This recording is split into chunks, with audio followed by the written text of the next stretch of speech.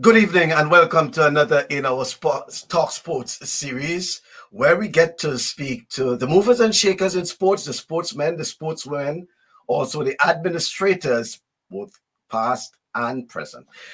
Well, this week we have a special guest, and as indicated, it will be our final midweek program for December and for 2020 as we get ready to go into the Christmas recess, and therefore it will be our final program midweek. That's on Thursday. Well, yeah, for the year.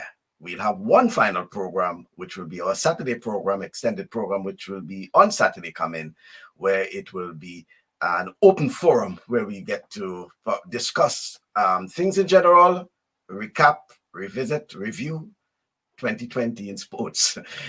But nevertheless, this week our focus will be on a special person who has provided quite a lot in terms of sports to Grenada. And don't mind, I say quite a lot. He's not that old, but because he has been providing the services to Grenada from since a young boy. Let's welcome on our program a man from St. Patrick, Plains to be exact, originally from Plains, but still a St. Patrick guy. He is coming to us live from Montrose in St. Patrick in Grenada. Let's welcome Mr. Bruce Swan, who is also the competition officer for the Grenada Football Association. Good evening to you, Mr. Swan. Good evening, Mr. Bascom. It's a pleasure to be on TalkSports. Right. It's nice having you, and it's long awaited, and we have quite a lot to talk about. First and foremost, Bruce, your role, and as I indicated, it's a very most enviable role as the competition officer, which means that you are the man responsible for scheduling and, among many other things, football in Grenada, and which, by the way, not just Grenada Football Association, because I think you are also part of the schedule for the Wariti Super Cup knockout. But let's look at the substantive role as competition officer, Bruce. What that really entails. Well, to start with, it starts with drafting regulations to get approval from the executive committee, and that is most critical for the competitions to move forward. When it moves from there, then it comes to drafting the fixtures, sharing it with the Ministry of Sports, of course, to see if the facilities are available for all the matches that you want to play. And once that is approved, is notifying the teams and more or less getting referees and ensuring putting all the logistics in place for us to have a match. So that is it in a nutshell. But it's definitely a lot of work in the background taking place because you have to communicate with several different people, even within the GFA, the communication officer, commercial. You have to ensure that the sponsors are satisfied and so forth. So, but in a nutshell, this is generally what I do for every competition. And as you indicated, Bruce, is not just the GFA. So how do you, whether it's minor league or, private sector, we have limited grounds in Grenada. So how do you sit down, Bruce, with all the various stakeholders to ensure there are no conflict and, all these sort of things, which, we do have at times, in terms of scheduling? How do you? Well, it starts with the Ministry of Sports, of course, to ensure that the facilities are available. Football has changed its season, moving from May to December to August, May schedule.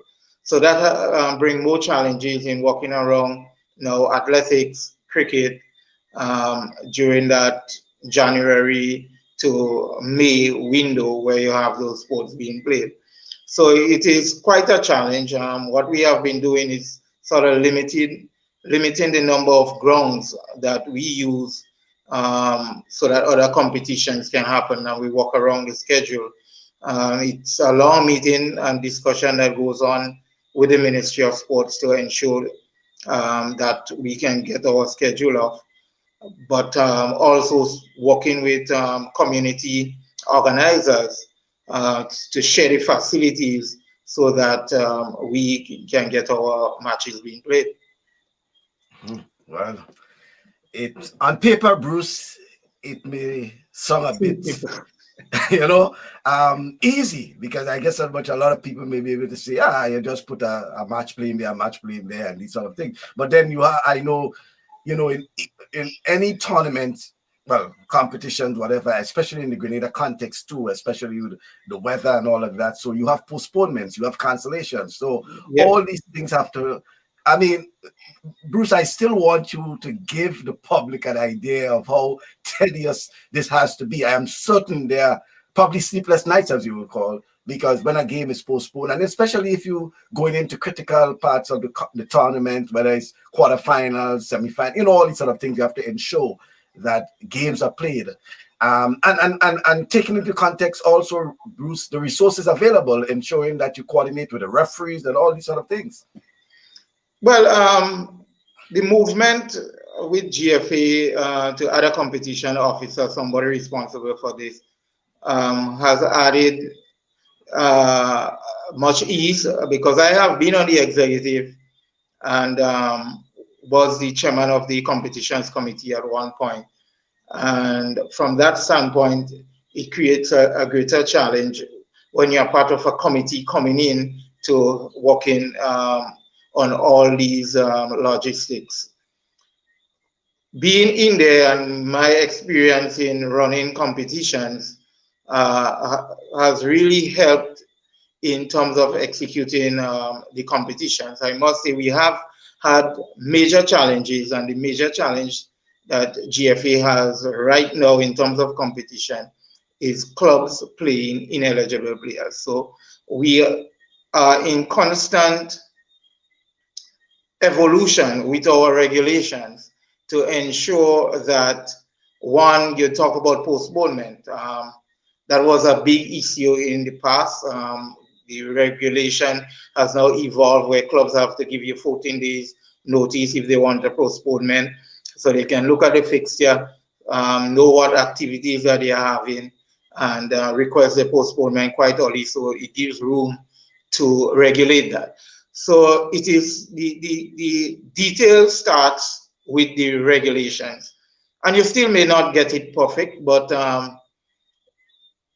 we spend a lot of time working on the regulations, and that can last sometimes 2 to 3 months, even though you are rolling over from a regulation of the previous season.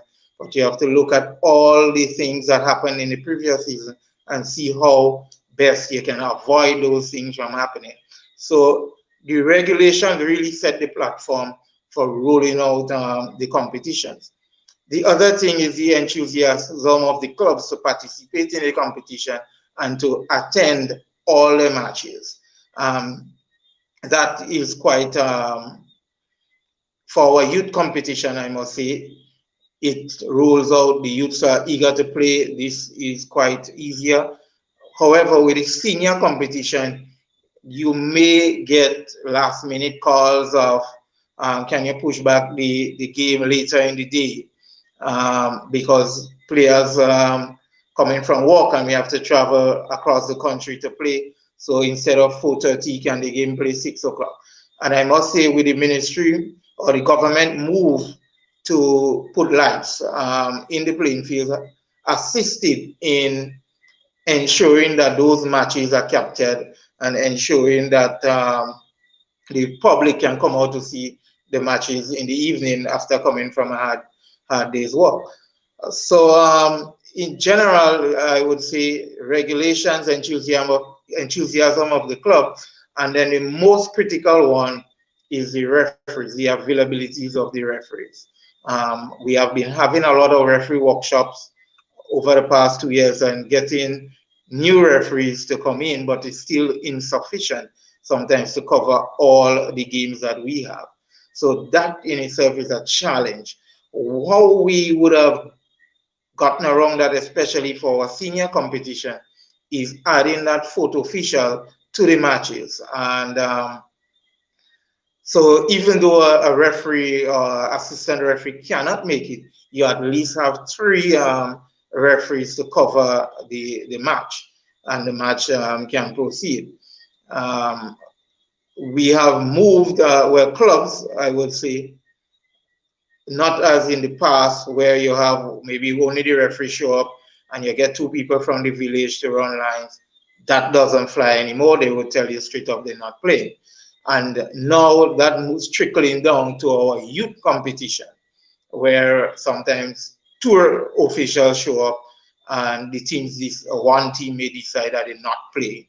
So you're dealing with all those issues and you're getting calls. So when I have a kickoff time, and when, for example, we had GFA Cup and we have 4 venues playing matches and it's 10 minutes to 6. This is when I am most nervous because we had coordinators there. But if my phone don't ring, I'm happy. If my phone starts ringing, I'm nervous because it means something is wrong and there's something that we need to fix. So I spend a lot of time before the match. The anxiety is really up to about those matches and executing those matches. What we have done is to work with the referees to ensure that referees come to matches early. We have been talking to them over and over again. We cannot be asking the teams to get there 90 minutes before the match, but you get there 10 minutes before the match. The 3 teams in the match, the 2 teams that play in each other, and the team of match officials that officiate in the match. So we really work with our referees to ensure that they get there early. So in most matches now, you would find referees, even though they reach 90 minutes, but they reach an hour, but for the late, it's half an hour. So if half an hour before the match, referee isn't there, that's a crisis for us. We start making calls. Why you're not on the venue? Because we are on the drive to start our matches on time. We really want all our matches to start on time, so that the fans are satisfied that they go to a match for 4:30 and the match kicks off at 4:30 and not 5:15 in some instances, or way in the past 5 o'clock, and the team only get about 45 minutes of football. So multiply doing this for the senior tournament, youth tournament, under 19, we have under 15. Now we have women competition, U15 women, U13 girls have to be coming in, and we're going to be also bringing in U10 girls and U10 and U13 boys. But we also have U17 parish that we're going to be doing in August, and which we intend to make the U17 competition also a club competition, so that the clubs themselves have all the different levels of football playing in GFA. So it's a lot of work preparing for those competitions and ensuring that these competitions happen. And this is on the backdrop of a FIFA requirement, which require associations to have 6 months of football, play at least 90 matches with at least 10 teams. And for the senior, you have just the senior competition, but for youth competition, you must do that for 2 levels of youth competition, right? And that is on both boys and girls. But I also assist with the international matches. So you're speaking about the national team also have to play at least 4 matches per year, both boys and girls. And on the youth side, 2 youth national teams on boys' side and 2 youth national teams on girls' side have to play 4 international matches. And I'm quite involved. If there isn't a competition that do not cater for the 4 matches, then we may have to find a match. I was involved in putting on 2 matches in Carriacou, so that St. Vincent and Grenada could play each other, so both of us can meet the requirement. So you have all these things happening, and I am involved in all of this. And with that, I am a CONCACAF match commissioner. So I travel to matches as well to ensure those matches and then the matches are played and played to the standards. So wow, quite a lot, Bruce. quite a So lot. yeah, And but that doesn't include my technical input to the football. right. So yeah, and it was a nice segue into 2021 because you started naming some of the competitions, and it seemed as if some the GFA is basically adding new tournaments. Barring COVID 2020, how many of these tournaments you were able to stage and complete?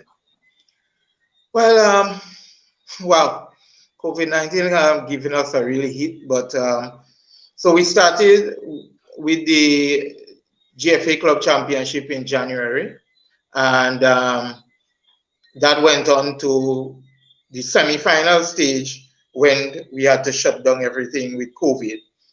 So this competition we were able to complete in August. The Pure Grenada Cup competition, which was scheduled to kick off 2 weeks after COVID, the week after we shut down, we were able to play this in, that would have been September, October.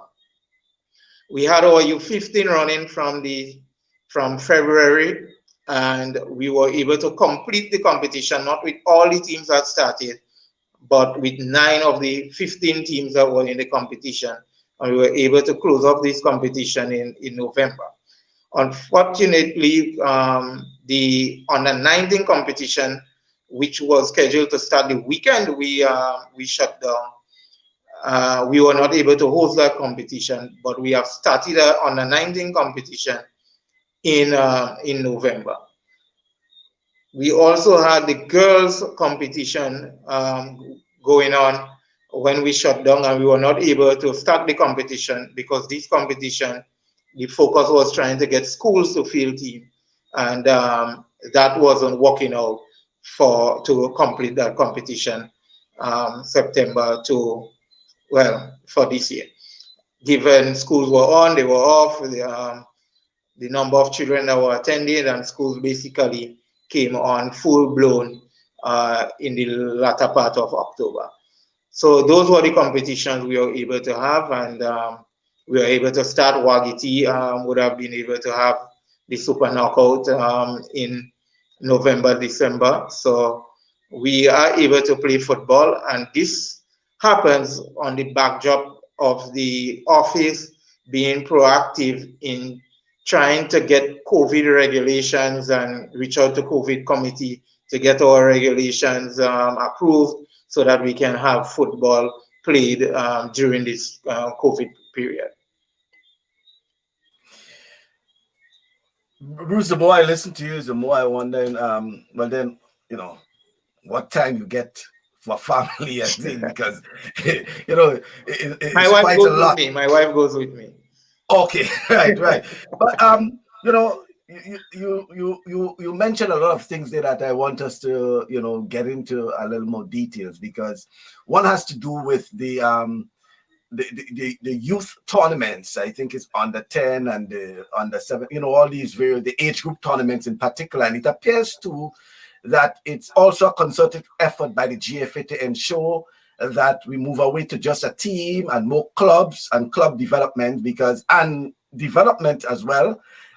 Because if you have in under 10s and under 17s and things, it means that it's almost a feeder ground for the various clubs that participate in. So it's almost like an academy in itself, and not just the clubs, but the GFA and football in particular that will benefit. What's the whole thinking behind these various age group tournaments? Well, what we are working on is the long-term player development plan, and this basically sets the platform of how you progress to become a professional player. And GFA is on a path to ensure that players leave Grenada and able to, 1, get a professional contract, 2, be able to get scholarships in the US, or play professionally, not in the top countries, but in the second tier countries across the world. So obviously, we have to start from the bottom. What we have seen when I joined GFA in 2017, we started with the under 19 competition, and then we had the under 15. We had the under 15 parish, and then we moved to under 15 club. The group of players that were active during that period, we are seeing them now filtering into the club teams and playing a critical role in the team success. I just want to point out Queen's Park Rangers in the starting lineup now, they have four 17-year-olds in their starting lineup, including the goalkeeper. And the goalkeeper was able to save for St. George's, who made it to the top 4 in the Pure Grenada Cup. So then you have to look at Paradise, who a number of the young players are coming in.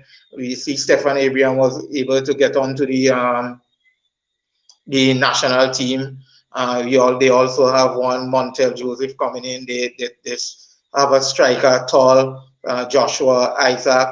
Those are young players that come through the ranks and are now on these teams. St. John's Sports have a 16-year-old that is have started for St. John's Sports for the entire year 2020. So we are seeing the success, but we really want the success to start earlier, and that these players would be able to play at a higher level by the time they're 15, 16. So how do we achieve that? First of all, we must play football over a 9-month period. So we are speaking about all levels of football playing over 9 months. That's why we're speaking of the GFA season running from August to May. All right, FIFA, for funding purposes, they give us 6 months, but in reality, we need 9 months. We also going to be kicking off the female season on the 23rd of January, and which runs right up to the end of October. So, and we are looking at, again, the various levels.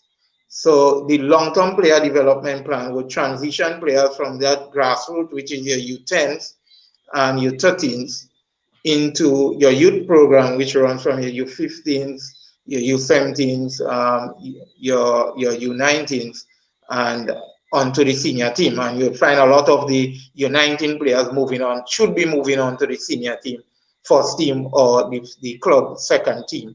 And that is something that we have to activate going forward also, is that have a reserve league for the club second team. And definitely we want all of this to happen through the clubs, so that club brand keeps expanding.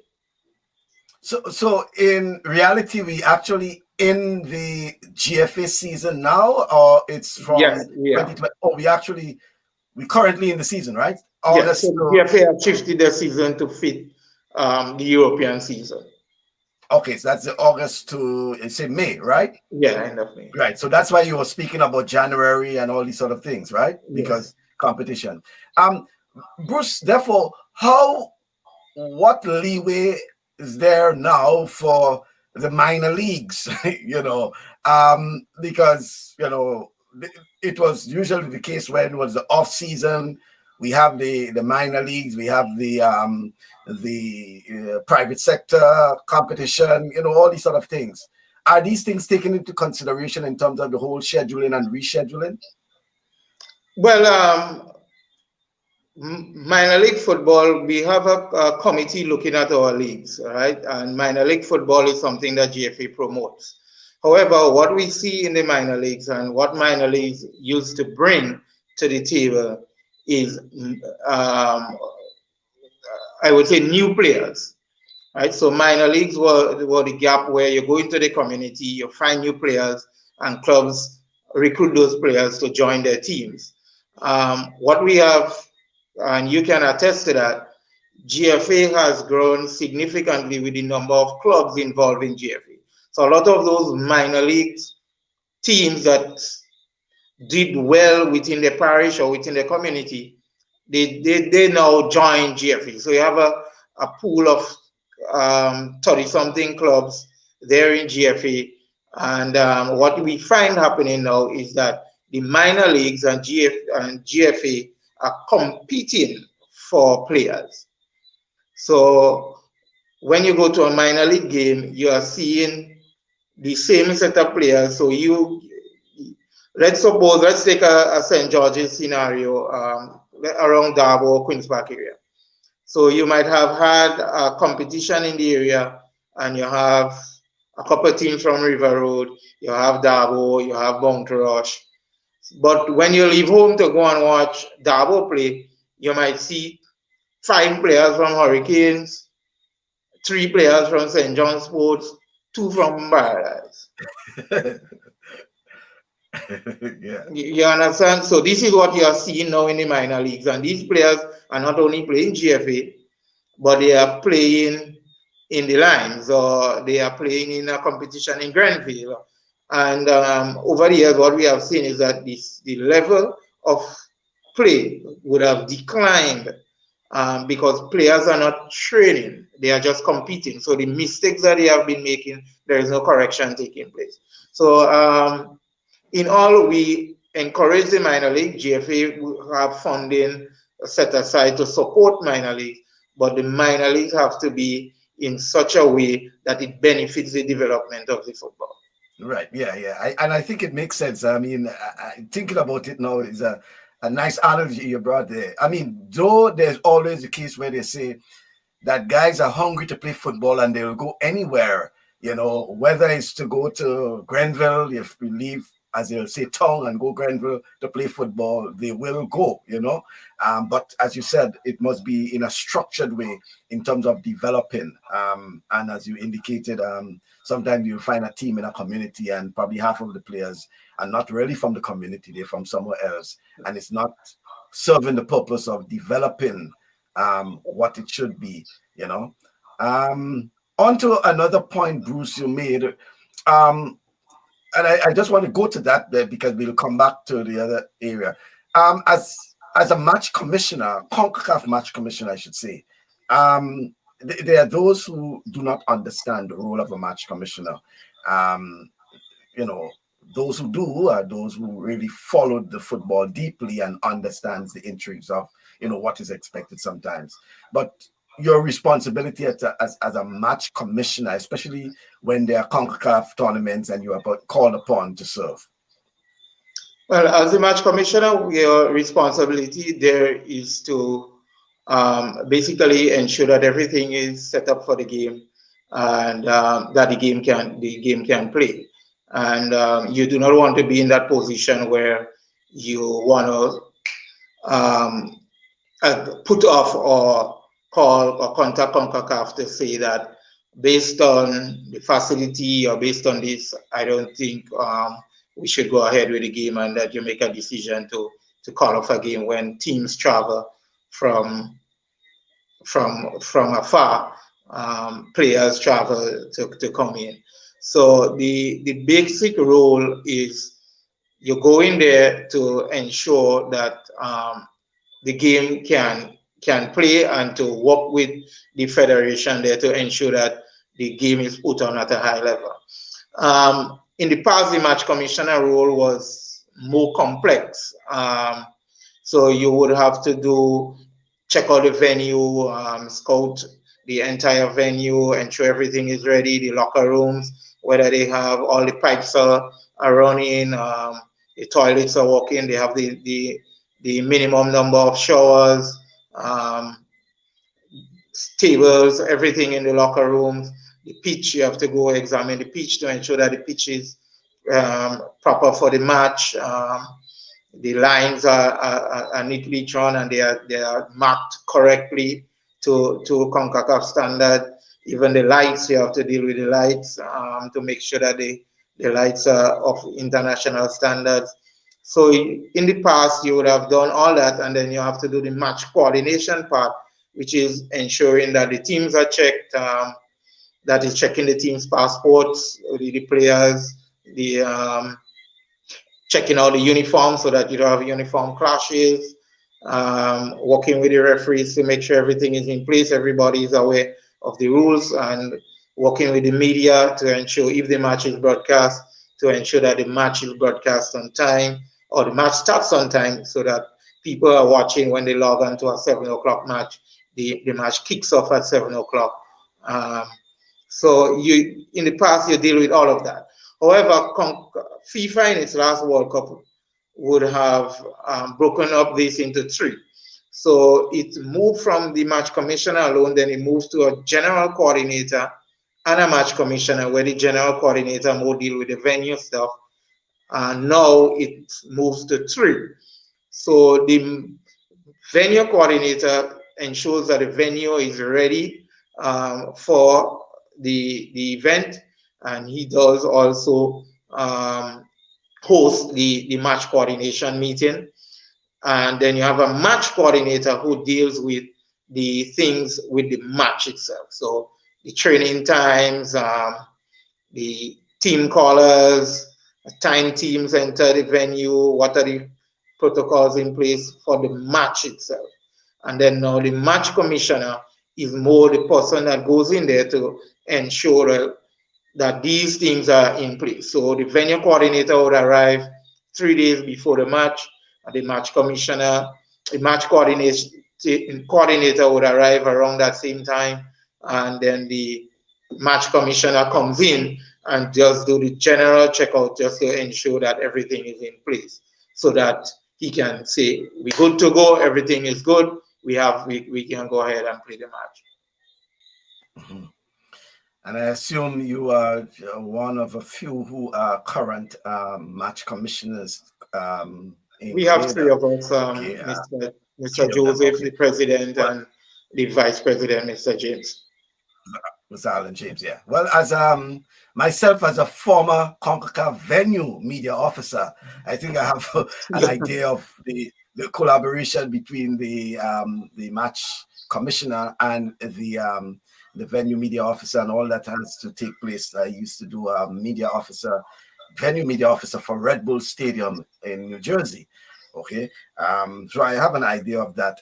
But I want to congratulate you, Bruce, because in addition to that, I also know that you has completed the FIFA Executive Football program, right? Mm-hmm. Intense program. I actually went through the syllabus and all these things, and I realized it was very intense indeed, and it took quite a while for you to complete that because of the in fact they had to break it up in segments for you to complete it. Yeah, so we were doing like about 4 syllabus in a 4-day span, something like that. So it was quite intense, but it was a great experience. It was the Caribbean General Secretaries and Andre Charles, who is our finance officer, and we were able to attend this in Trinidad in UE. So the course is done through CIS and UE. And at the end of it, you get a certificate. Also, you can get credits. The credits would go to courses that you would take in any university. So it was a quite intense course and covers from communication, marketing to event management, project writing, project preparation. It was quite intense, and then you have the administrative side, finance, general administration. So it was quite intense. Okay then. Well, congrats once again, Bruce. And you just it was almost back to back with GFA tournament and then the Wagiti Super Knockout, which you also was coordinating to an extent. Let's just briefly talk about the first, probably the GFA tournament that preceded, the Wagiti Super Knockout tournament. Right. So the GFA Club Championship is what we started with no fans. We broadcast the games. That's the top tournament, the GFA Club or Club Cup? Club. That where Club. we Yeah. started with this. We had to close off this tournament, and we started with the semi-final when we could have played in August. So this game was broadcast live, and that was the test piece. We had very good rates showing there, especially on Sundays. We had over a couple thousand people looking at the matches. That transition into the pure Grenada Cup, which is contracted out to Megaforce Promotion as well, and I was the coordinator of that competition, and that too we were able to broadcast the matches and were able to get some fans to start coming to the stadium. And this roll over into the Wagiti Super Knockout. But I must say the enthusiasm for sport and the drive to attend the sporting event was great. And we really had to be tight on restricting people from coming to the stadium. So that in itself was a challenge amidst the COVID. How do you get people not to come to the stadium? Because here you're talking about a big finals, St. Andrews versus St. Mark's. And the whole of St. Mark's, they would want to come. And St. Andrews, which of course is the biggest parish, the whole of St. Andrews want to be at the stadium. So managing that was a challenge, but we were able to broadcast it so people could stay home, and we encourage people to watch the match on our streaming avenues.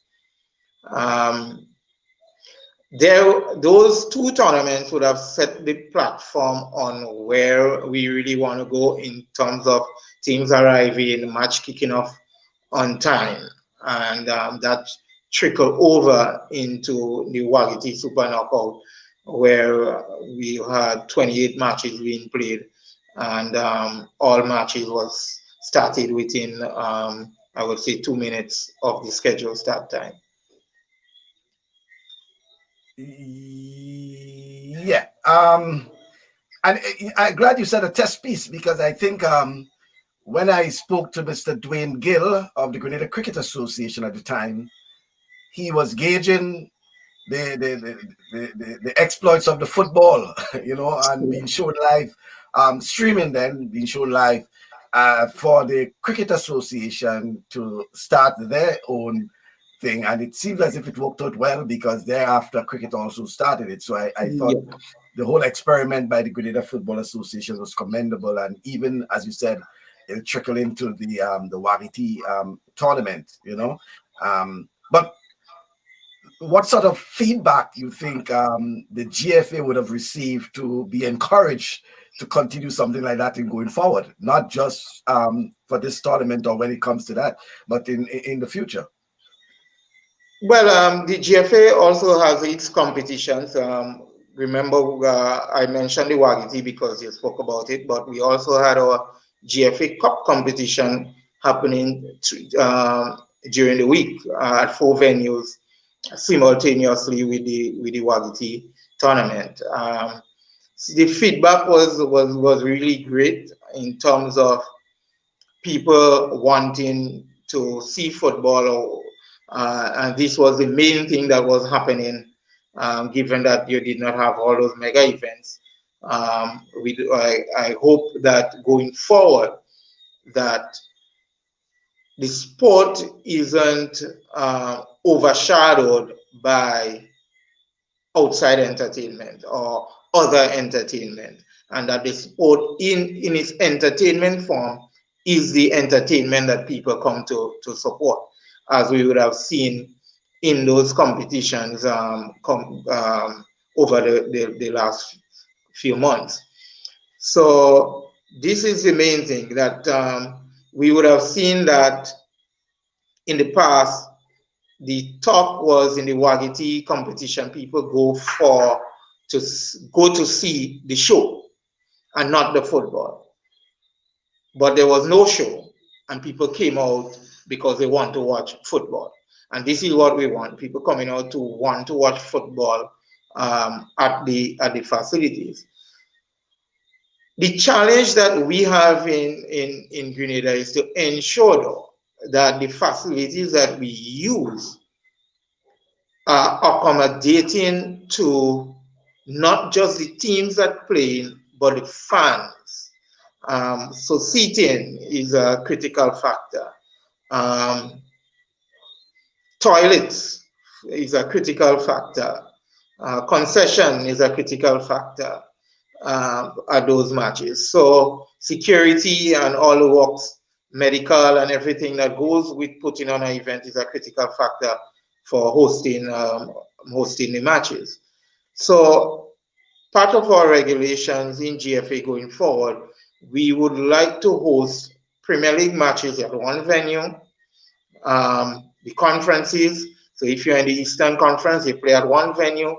In Northwestern Conference, you play at one venue, and so on, so that these matches can be played where it provides the accommodation required for fans to be comfortable going to the matches, but also players to entertain the fans in a controlled environment. But Bruce, there will be the argument that how do you bring this high level of football and competitiveness to the communities? Lack of a better word. If, for example, some of the communities do not have the stipulated requirements in terms of facilities, the bathroom, concessionary, etc., etc. How the GFA hopes to overcome these challenges to ensure that no one is probably left out in terms of competitiveness, and especially for teams, in communities, and meaning that because they don't have it, it means that they'll have to go and use some other area as their home ground or something like that. So, well, the reality is that we are working with the Ministry of Sports.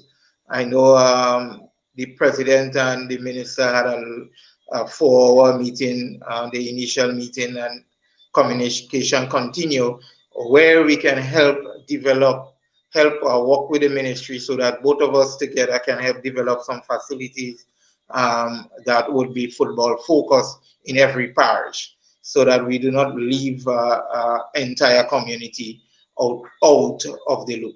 So those conversations are happening, and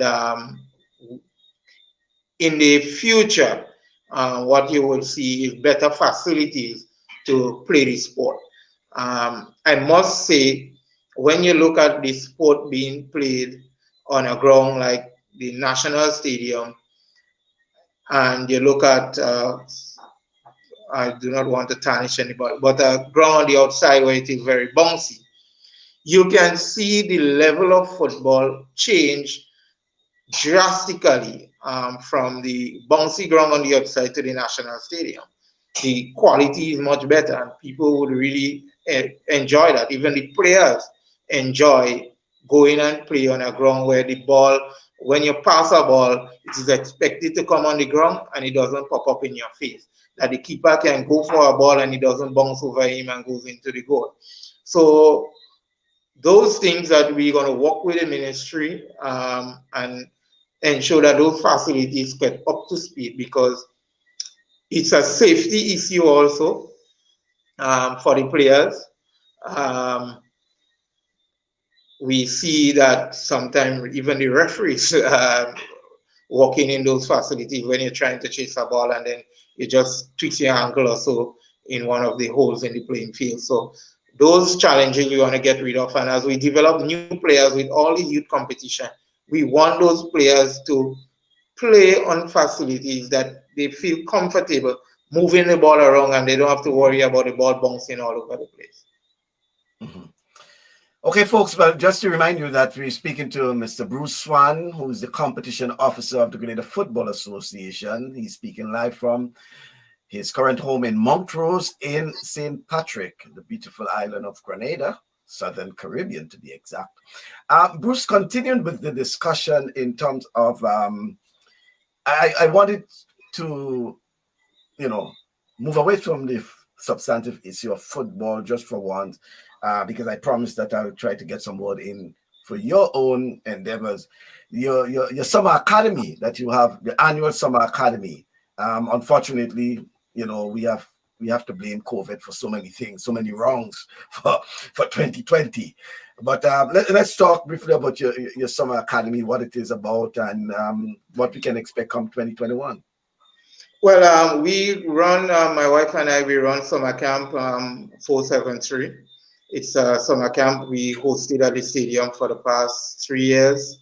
And what we do there, yes, we have a fee for people, kids to enter the summer camp. But what we do also is raise funds so that we can get the kids from the homes, or whatever you say, kids that cannot afford or less fortunate kids to come to the home. So we reach out to people in the diaspora and in the local, well, in Grenada, to support, fund a child to come to the program.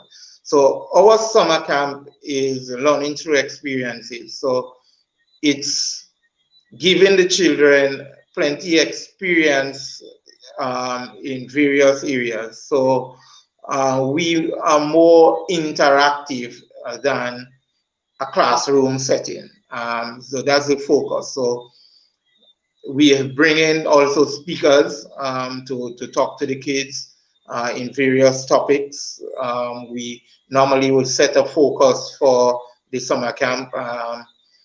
So let's say we want to deal with marine life for this period. We would bring in expertise from the marine industry to talk to the kids. We would bring them out to go to the river. We would bring them where we're always on the beach. We have a relationship with Sun Lover that we go with them to explore the marine life under the sea. So we do a lot of different, if that's a theme, we do a lot of different water sports. But we also have other things. We do agriculture, expose them to our history, do the museum. We have done Rome Museum so that they see where people would have come from and things that they use, and things wasn't always the way it is, but they have a first-hand experience in doing those things. And that's why we say our camp is about learning through experiences. So we had a year, we had one lady, I can't remember her name. Oh, she would kill us for that. But we did a recycle project with plastic bottles, and so that was from part of a sculpture she was doing, and the kids were able to do part of that within the summer camp. So it's a lot that we do. In 2021, we're looking again to run from the first Monday after school closes, and we go to the first week in August. It's about 5 weeks, and they get enough activities to do, and they never want to go home, so it's a good thing. But the support is really good. We encourage people to support because we have a good relationship with the Queen Elizabeth Home, where once we get the funding, then we tell them, okay, we get funding for 6 or 7 or 8 kids, and they will send those kids in, and the kids get they get all the experiences plus meals and stuff when we provide meals. And they enjoy it, right? The kids. Oh, oh, you have lasting relationships built there, and like I said, the kids never. The camp is run from 8 o'clock in the morning to 4 o'clock in the evening, and at 4 o'clock, when the parents come for them at 4:30, they are running the other direction instead of their parents' vehicles or even wanting to go get bus. So they have too much fun. I'm not hearing you, Michael. Yeah, I was asking, you basically seek support and assistance and donations from members of the public, diaspora as well as local, right? Yes. Yes, and they can do that through By contacting you, Bruce, right? By contacting me or contacting my wife, yes. Okay then. Okay, but we'll see if we can A make lot another. of things that we need is like even coloring arts material, because we do arts on particular day. They go to the beach every Thursday, so some of the kids, they will just need like a swim hat or goggles, just those little things that would make the experience much better. Um, but everything is welcome. We do a lot of craft and so forth, and like I say, it's an activity based. So any activities stuff that you have, you can send it in, and we'll make sure the kids have fun using it. Yeah. Well, folks, what you can do, you can contact Bruce, and he'll be able to give you an idea of sort of a bucket list of what so they will need for the summer camp. And you certainly will assist and bring some chairs to those kids. Seems Of like course. it seems as if to be a lot of fun for those kids. Because they have 8 to 4. We are the only camp that runs 8 to 4, and kids don't want to go home. Oh my God. Yeah, I could imagine. Yeah, they probably consider you yourself and wife as adopted parents. Yeah, so that's why And they don't it's want. a great joy when you meet parents, you meet the parents in the supermarket, you meet the kids outside, So, yeah, we actually have kids that came from the US, that came in and came back, and want to come back. We have a kid from England that came, and then in following year he came back because he had so much fun being in the camp and learning so many things. So, did we have anybody? We have one child from Carriacou that comes on every year to make sure he's part of the camp. So we have kids from the camp is hosted at the National Stadium. We have kids from the St. Patrick's that travels down daily just to enjoy that, and they do that year after year. So, I mean, it's just the experiences that we give them, and them meeting people from various backgrounds, and not just the kids that in the school. Um, they enjoy, and they Yeah, look forward to meeting each other the next year. yeah. Well, I want to congratulate yourself and your wife for that great initiative, because certainly it appears that it has been inspiring a lot of the kids, and encouraging them, and at least bringing some cheers to them. So I'll try to ensure that those in the audience who believe that they can provide some assistance to contact yourself or your wife, and they can always get the contact from me, or you can just look up Bruce on Facebook. He's Facebook, yeah. Yeah, very popular on Facebook, and you will be able to make contact and certainly assist in whatever way possible. Bruce, I don't know if you are in the know, but regarding our national football team, is there any word on probably when or they'll start training or be in competition? We're looking at March.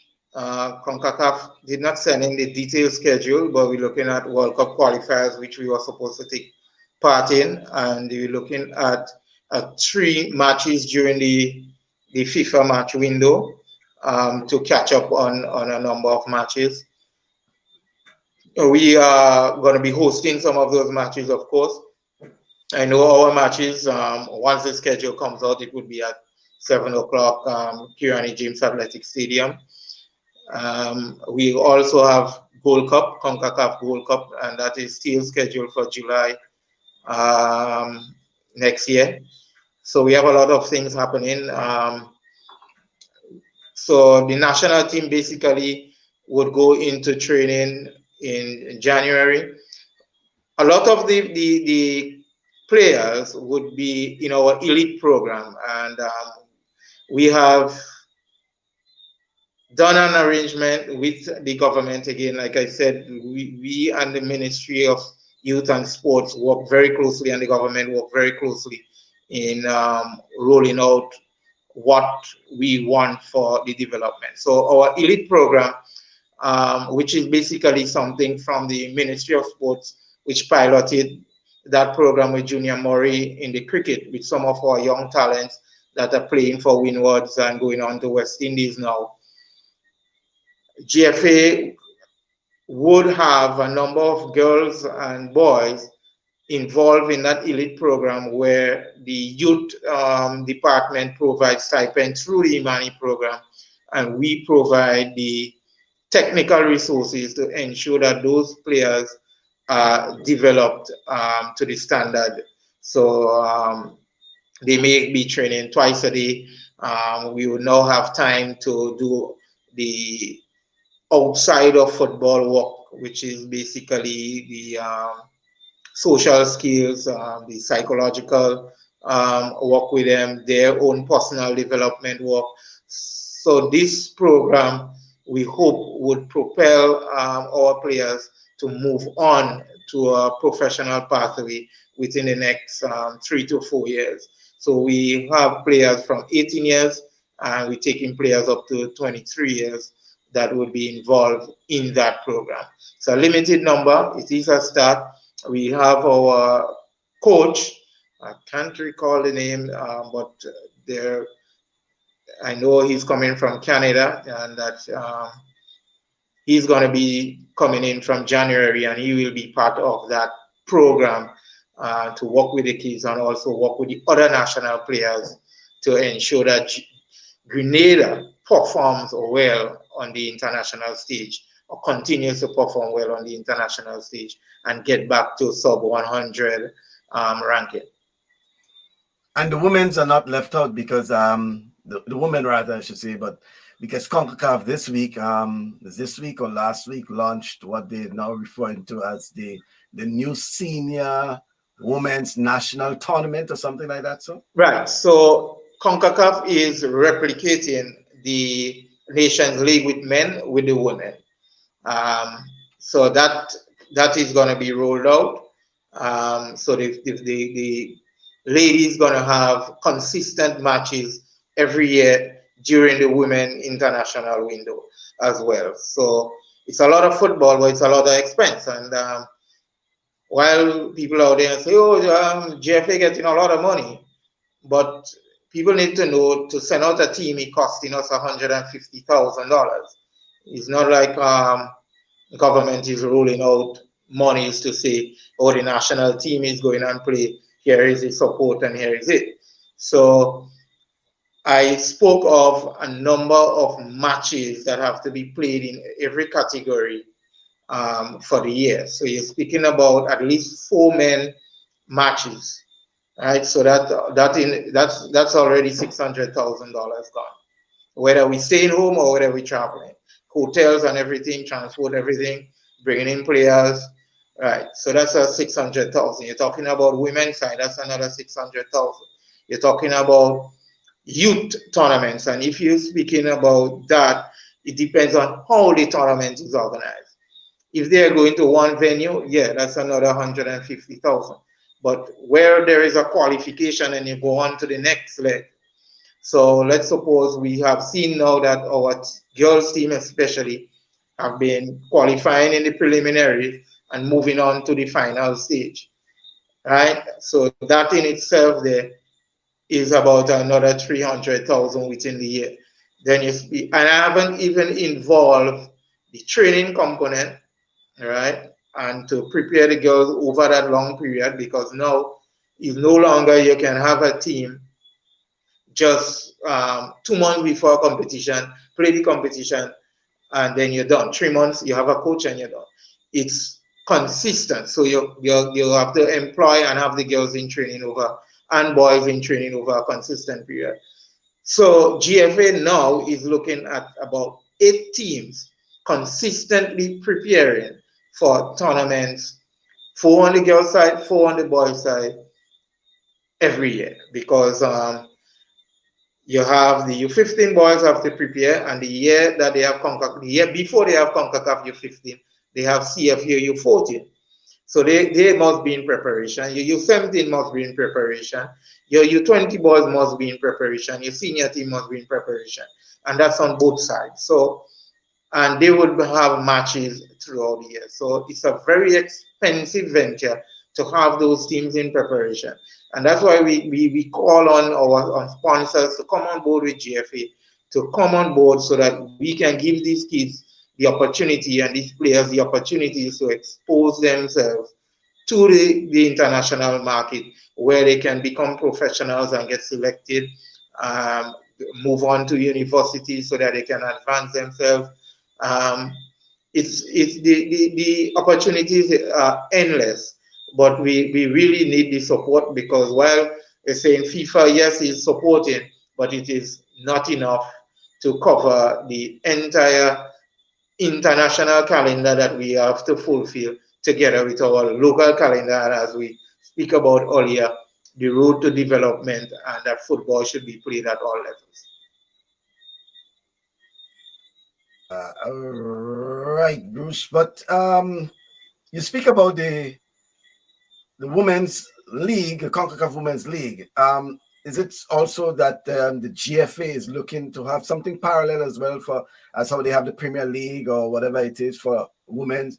Right. By the way, folks, we're going just beyond extra bonus for Bruce Swan because it's our final program and we really want to get as much as possible. I know we finish our hour, but we have that extra with Bruce. Yes, Bruce. Right. So with the women, we have tried several things, and we are going to be going into a seven-a-side league. We have those clubs on them already signed up. We have Paradise, we have SAFL, we have Five Stars. We have Boca Juniors is back in only with girls. We have St. Mark's. We have St. John's Sports, Queen's Park Rangers, FC Comahan. Honved is trying to put together a thing, and St. David's has to confirm their team also for the competition. We have Hampshire United as well in there. So, and we are asking teams to have both under 17 and under 15. We're going to play the under 15 5v5. We want the girls to get a lot of touches, and 7v7 for the seniors. And the U13s are going to be 5v5 also, and U10s 3v3. And all these matches will take place from February, because we do the official opening on the 23rd of January, and matches will start the following weekend. So you're looking at the 30th and 31st January, right up to the end of October. We want the girls to be engaged over that 9-month window. So we have that 7v7 over a 2-year period, and then we hope this breaks out into 11v11 as those younger ones move up through the clubs and able to facilitate or have that pool to have a competitive 11v11 squad. So GFA is indeed doing their part on the competition side of things for the girls. Right. Oh, it's good to hear that, Bruce. Bruce, just by way of information, are you still seconded from the Ministry of Sports? Yes, I am.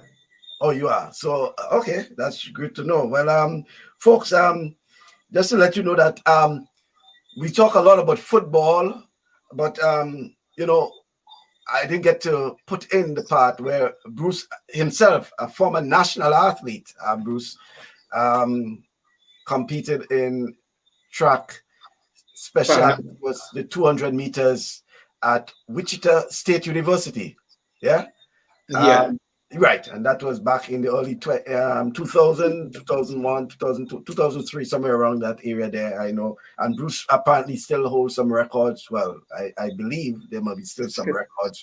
Bruce. Yeah, I think I'm on 5 of those school records. Right, because when you type the name Bruce Swan, you will see Wichita State University come. Yeah. And a champion in his own rights too, because you won some of the championships, regional championships, I should say. The Valley. That's the Missouri Valley. That was our conference. The conference, right? So I won the 200. I won the 200 indoor. I won the 200 outdoor. I went on, I qualified for NCAA National in the 200 meters in 2002. 2001 was the, no, I'm mixing up my dates. 2002 was the 200 meters. That was the NCAA Nationals I was with Francis down in LSU. Didn't get off the preliminary round. And the following year, I qualified for the 100 meters NCAA.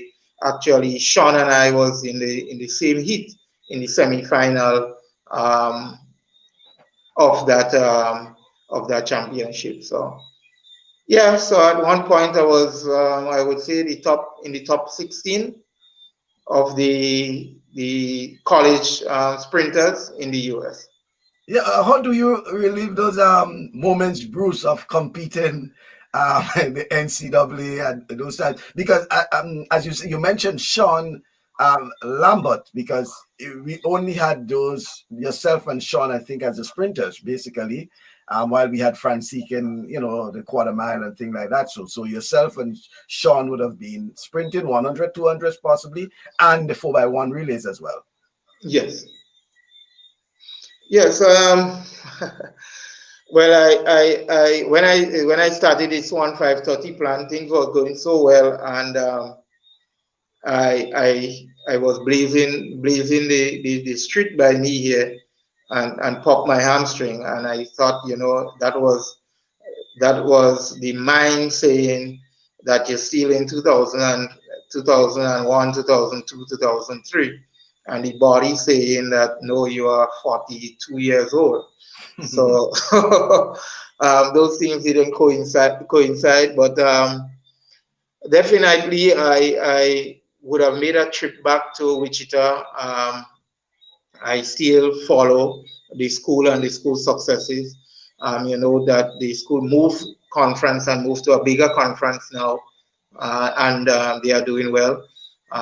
I can remember at my time in Wichita State, the boys team was barely 25, and the girls team, we were struggling to meet the minimum requirement of 14, even though we won the Valley 2 years that I was there. But the last time I went back, I saw over 90-something athletes in the program. And I mean, wow, that was a tremendous change from what we have started and what we would have built to where the program is now. My name is still up on a lot of the things in school, in the basketball arena, out on the track. My pictures and so they are still up. And I started my wall of fame. Yeah. You don't start, Bruce. You have to finish that wall of fame. I tell you, you have to finish it. I was looking. I went over. I have some watches, and I was going through my watches, and I was like, I have so many watches from championships. I have a watch from a champion, 200-meter champion in an Indo meet in Nebraska. We won the Drake relays, the 4x200 meters in 2003. We won the 4x200 meters at Drake relays. I have a watch from that. I have my Missouri Valley Conference watch. I have another one. I can't remember from where. But you're going through your things and you're like, oh, I have a lot of championships. Plus, some of the things are done by my parents. Like, I was an NCAA scholar athlete, Missouri Valley scholar athlete. So you have those plaques and those stuff. So I don't know if I could find space and so many certificates. Actually, I was doing some work with Kevin Toussaint earlier during the lockdown. But somewhere we fall apart, and I need to catch up to him again to see where he's at. But I was doing some work, and he has been having some tremendous success from where he was to progressing, because I am still a level 4 IAA coach, which is a professional level coach in track and field, and still the youth development officer for track and field. Not been doing much work in track and field because football have me doing a lot. The only thing I've been doing for track and field mainly now is putting on twilight relays in for as a give back to the community where I come from. So that's it. But I hope to be able to do some work again in track and field with some athletes. I still have the know-how, the knowledge to get athletes to the next level. So my short stint, remember when I came back, I had Andon ended up coming third after Ivan, that character after Ivan in Tobago. He finished third. We would have done some work with even Buksu and some of the other athletes, Colin Felix would have done well. So that elite program would have started with that group of athletes: Benjamin Hood, Buksu, that is Nilan Joseph, Brent Joseph, Colin Felix, Rina Mitchell. So we had a number of them where we would have worked with them, and we see Colin move on from that and did very well. Benjamin Hood had a good stint while he was doing his law degree in UWI on the sports team. So I still think I have a lot to give back to track and field, and as all our competitions in GFA settle up, I would find some more time to do some work, even with some of the coaches and with some of the athletes. Yeah, well, Denise is saying that we need you back in track. So I definitely need you back in track, she says. And no doubt, Bruce. As a level 4 is just below the tutor, are you referring? I think you just below the level 5, which is equivalent to being able to tutor or something like that. So I am a level 5, but I'm level 5 in youth development. Youth development. We have a number of level 5 here. Collins, Peter specialized in shows. I think Jimmy specialized in shows. Dennis, I think, specialized in program development. I can't remember. Dennis, you can correct me. I know Mr. Francis. Well, he's an instructor. Wayne also at that level. So there are a number of people here. You said Wayne Maxwell is one. Wayne Maxwell would be at level 5. Albert should be at level 5 also. But the main thing here is level 5 is more of a coordinator role and advisor role. The level 4 is the professional athlete development. That's the key component if you want to coach professionally. But if you want to develop programs and so, you can specialize in that. If you want to just work with youths in terms of youth development and plotting the way forward, how do they go through puberty and things you should do at different levels as they go through puberty. You can, the whole training that I did covers that and that structure, and it can be applied across every sport. You know, Bruce, interesting enough that whether it's football, whether it's track and field, whether it's swimming, and I'm saying that because you know, we confirmed that you're seconded from the Ministry of Sports, so you worked within the Ministry of Sports before and still to an extent have that relationship. So you have an idea of what I'm speaking about. In terms of technical personnel in various sports in Grenada, I think Grenada can hold its own when it looks, probably comparing to that probably of the OECS or even the Windward Islands, in terms of per capita technical personnel who are trained, whether it's basketball, swimming, track and field, you know, football. Wouldn't you agree that is a fact? Oh, well, we always speak about that, and sometimes the unfortunate thing is that people think that they need to go outside.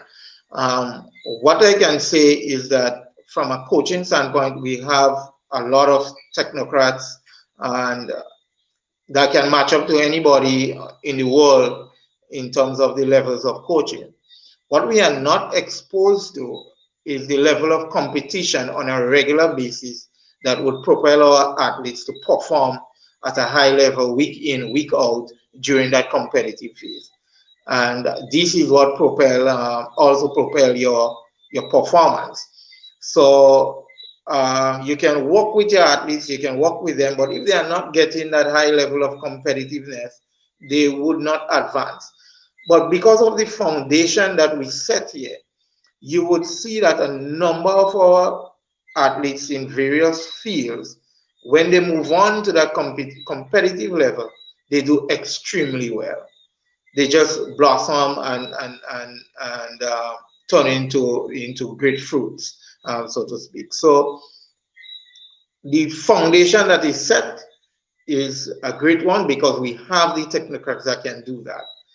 And the competitive environments they are put into allow them to grow and develop into great fruits.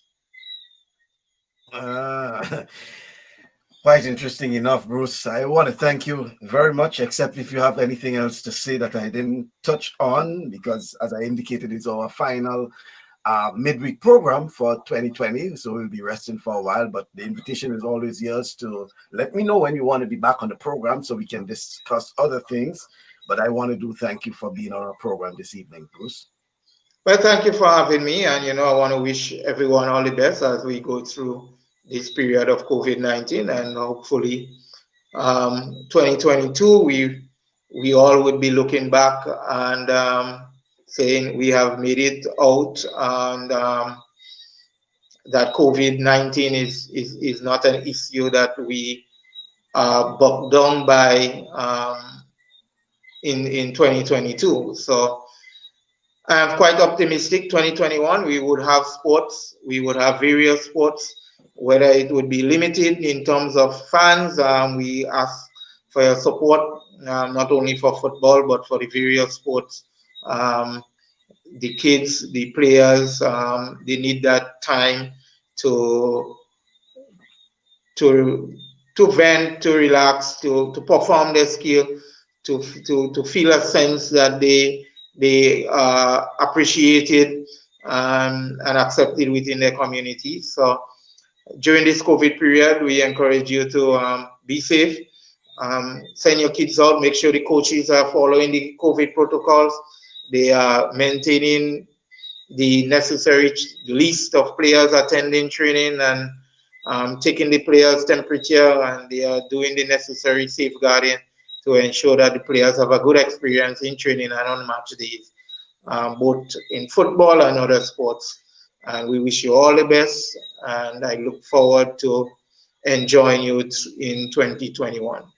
Yeah, but before you move on, Bruce, because I like how you ended, and I mean, which brings me to the point that if you can wrap on that point, where is, do you think that the COVID would have provided us, not by choice, but provided us that opportunity to review and revisit some of the things we have been doing and find ways of how we can do things better? And about sports in particular, yeah. Well, yes. Like I said, for us in GFA, we never stop working. So we never stop working. But it has given us a time to reflect on what you're doing and how we can do it better. It's stress that management is of critical importance for the sport to grow. We would have done some workshops, which the clubs really appreciated. We did a workshop in strategic planning for the clubs, one in financial management, one in commercial, which is sponsorship and marketing.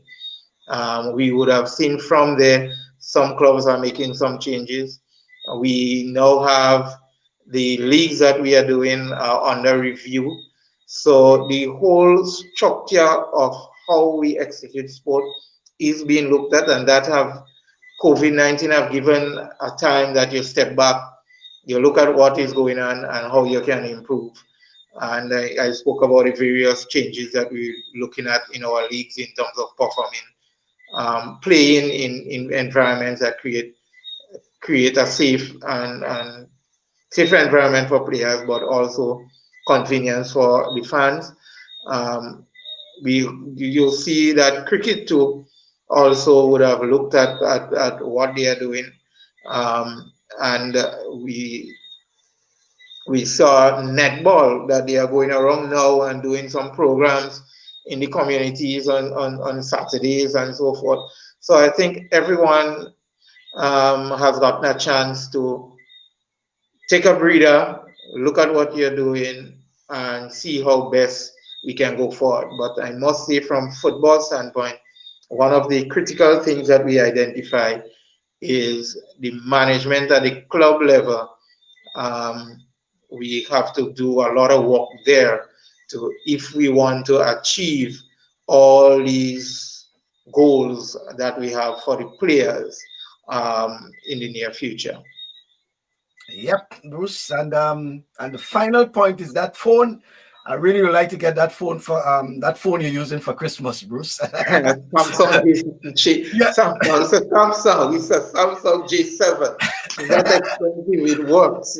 Yeah, well, I'm very impressed with it because as I told you, you told me that what you will see. I was concerned, but I realized that the phone, and I'm certain that The battery life is amazing. it's I a told you, very I took my phone, I went out for the entire day, and when I came back, it was 89%. right, and it held up for an entire program, and the quality, everything. I'm very impressed with it. Folks, if you're looking for a phone for Christmas, check Bruce. You will be able to make a suggestion because that phone is a boss phone. I can tell you about that. Thank you very much, Bruce. All right, thanks for having me. Okay then. Hey folks, that's Bruce Swan live from the village of Montrose in St. Patrick. Bruce is actually from as he said, he's from St. Patrick. Let's leave it at St. Patrick, But I want to thank Bruce for being on our program as hi Judy, thanks very much for giving Bruce that support. Continuing to give him that support. Yes, he's very. I thought, you kept him, straight and narrow. Bruce probably laughing, but thank you, Grace. Also, as she said, bravo, Bruce, and John, always being on our program. Obviously, wants to wish Bruce all the best because I thought it was very informative information. And folks, once again, if you think you can provide some assistance to Bruce and Judy to their program, you can always check them on Facebook. I think what they're doing in terms of that summer camp, as he explained, very, very important.